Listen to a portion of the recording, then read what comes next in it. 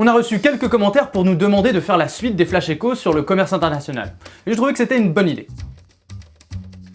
Le vendredi 1er juin 2018, Donald Trump a annoncé l'application de la taxe douanière de 25% sur l'acier et de 10% sur l'aluminium européen, canadien et mexicain dont j'ai parlé dans cette vidéo. Et je vous recommande d'ailleurs de commencer par là si vous n'avez pas suivi cette actualité. En réponse à cette taxe, Cecilia Malmström, commissaire européenne au commerce, a confirmé la mise en place de mesures de rétorsion. Donc répondre à une taxe par une taxe, et dans ce cas-là, équivalente.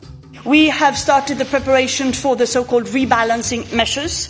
We will do that on a proportionate and measured way. Le Mexique et le Canada sont dans la même démarche, malgré leur situation particulière. Ils font partie d'une zone de libre-échange avec les États-Unis, le NAFTA, et ce sont des économies plus petites que les États-Unis. Mais cette position difficile ne signifie pas pour autant une absence de réponse. Mais que si le président continuait d'imposer des barrières tarifaires injustes sur notre acier et notre aluminium, sur nos travailleurs et nos industries d'acier et d'aluminium, nous allions répondre fermement. Le plus surprenant vient peut-être de la déclaration de la commissaire européenne. Seulement quelques minutes après avoir annoncé des mesures de rétorsion contre les États-Unis, elle déclare ceci. That is why we also today decided to launch legal proceedings in the WTO against China.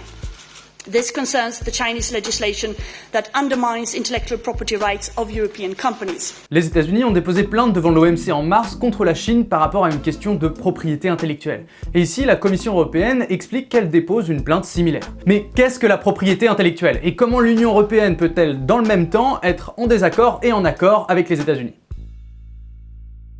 Si j'ai déjà évoqué la production d'acier en Chine et ses problèmes, je n'ai pas encore parlé des problématiques de la propriété intellectuelle dans ce pays, pourtant c'est un point central de ce conflit commercial. En soi, la possibilité de posséder une idée paraît complètement chelou, mais quand on l'explique, le concept est plutôt simple. On connaît tous l'histoire d'un inventeur génial qui se fait voler son invention par un industriel sans scrupules. La propriété intellectuelle, en fait, ça vise à empêcher.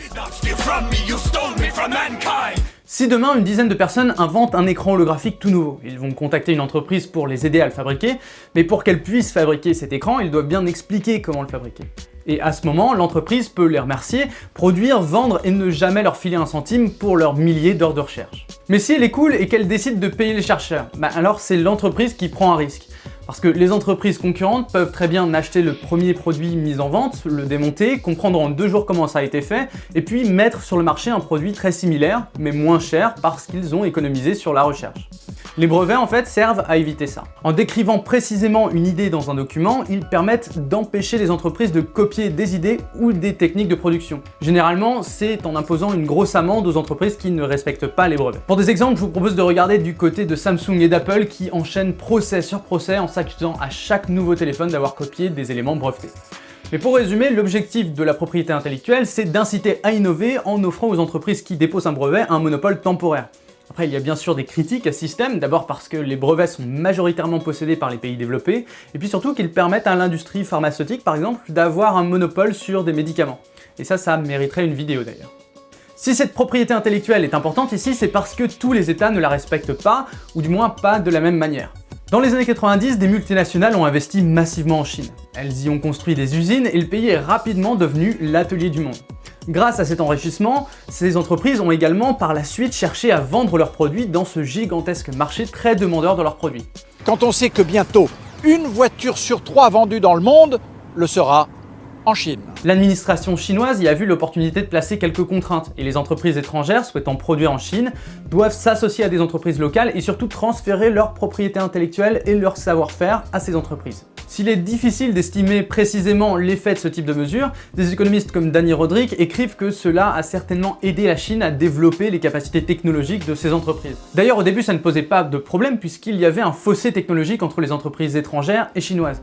Mais les États-Unis et l'Union européenne voient de plus en plus cette pratique comme une barrière commerciale, un sentiment qui se renforce avec la montée en puissance de l'économie chinoise et puis l'apparition de multinationales technologiques très compétitives. On peut citer notamment l'entreprise de télécom Tencent, le fabricant de composants électroniques Foxconn, de portables Huawei ou de véhicules électriques BJEV. Des entreprises qui, elles, peuvent investir beaucoup plus librement et facilement en Europe ou aux États-Unis. Et c'est ce double standard au niveau de l'investissement qui pose pas mal de problèmes, notamment quand des entreprises chinoises suspectées d'être soutenues par le gouvernement achètent des entreprises de grande technologie.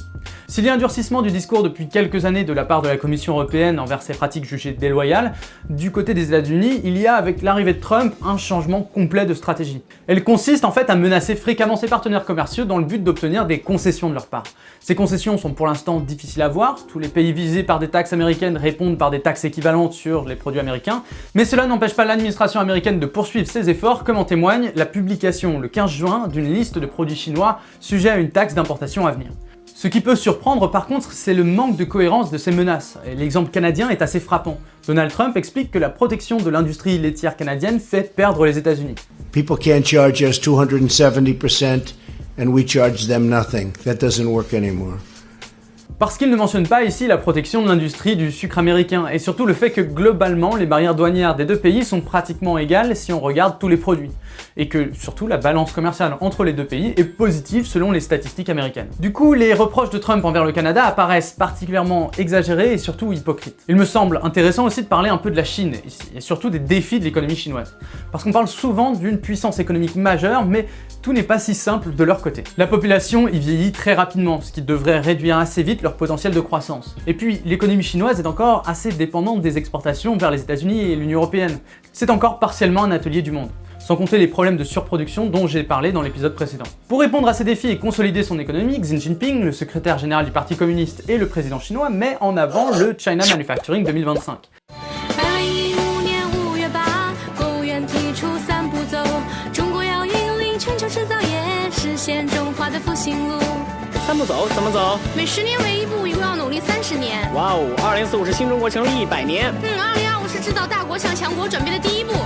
Un plan qui vise à transformer l'économie du pays pour lui permettre une production de haute technologie et surtout de développer ses capacités d'innovation.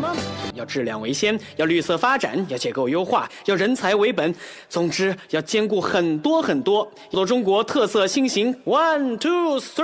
l'objectif, c'est de passer d'une économie de rattrapage qui, comme son nom l'indique, rattrape les pays les plus développés, principalement en faisant du copier-coller de technologie, vers une économie de l'innovation. Il s'agit là de faire en sorte de pouvoir maintenir une croissance économique une fois le rattrapage effectué.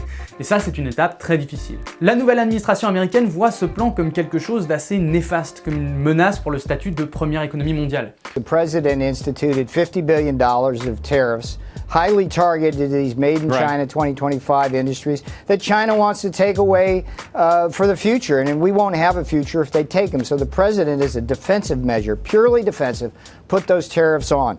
What China did, and it's a big mistake, was they came back and retaliated with their own tariffs. Right. And then the president, a very courageous decision yesterday. This takes courage and vision to see the chessboard.